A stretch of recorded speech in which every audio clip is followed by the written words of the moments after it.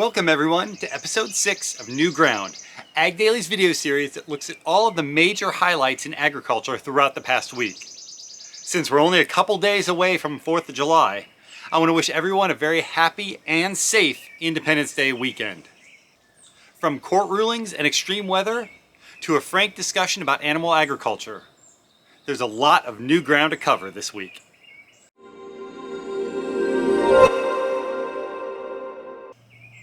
Livestock producers were dealt a pretty significant blow early this week when the U.S. Supreme Court declined to consider a challenge from the meat industry over California's Prop 12, a new measure that would look to basically redefine animal housing standards nationwide.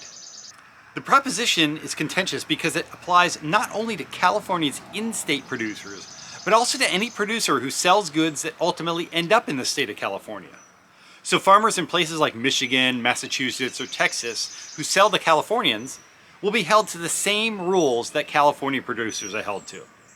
The North American Meat Institute had taken issue with certain statements in Prop 12 and questioned the value of enacting such a law. The organization argued that Prop 12 would increase the death of breeding sows and would be extremely cost prohibitive. Prop 12 is currently being challenged by the American Farm Bureau Federation and the National Pork Producers Council, which are asking for the court to strike down the law as unconstitutional based on the Dormant Commerce Clause. Unfortunately, Dormant Commerce Clause arguments have not seen a lot of success in California's Ninth Circuit Court. Extreme weather, including tornadoes, landed last weekend in Michigan. And unfortunately, farm buildings and a lot of farm land took the brunt of the damage.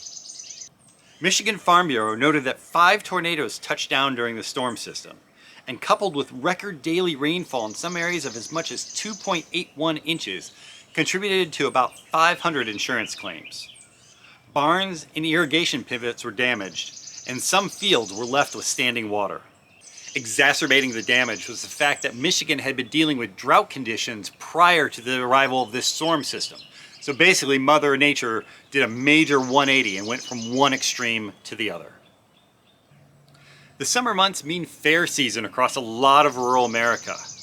But unfortunately, that also means that this is a time of year when animal activists really ramp up their campaigns. Right now, in the crosshairs of these activists, is going to be groups like 4-H and FFA, which cater specifically to agricultural youth.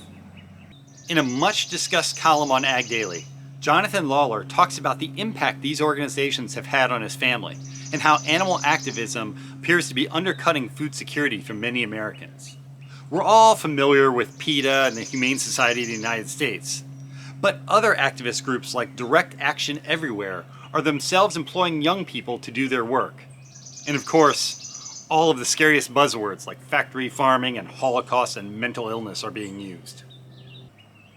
As these activist attacks become more and more mainstream and find more and more platforms across social media, it becomes all that much more reason for people who are actually in agriculture, people who understand the industry, to stand up for what they believe in. Have you ever wanted to be in a music video? Well, now the creators of the film Silo might give you a chance to do just that. They've teamed up with singer-songwriter Easton Corbin and are asking people to send in their stories, photos, and videos that showcase what being a lifelong farmer means to you and your family. Some of these submissions could be featured in Corbin's official music video for his song, The Only Life I Know, a song that he wrote built on his own farm experiences. You can find all of the information on silothefilm.com. If you're not familiar with Silo, it's a film that looks at the devastating effects that a grain bin accident can have on a community, on a farming community specifically.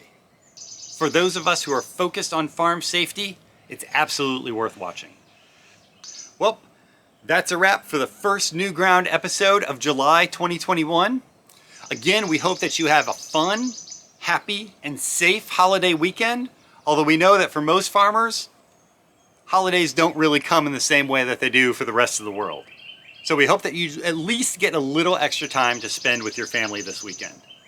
Be sure to check out agdaily.com as well as all of our social channels on Facebook, Twitter, Instagram, and the like.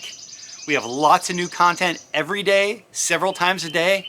And of course, we love hearing your comments. We always want to know what you are thinking as well. Have a good one.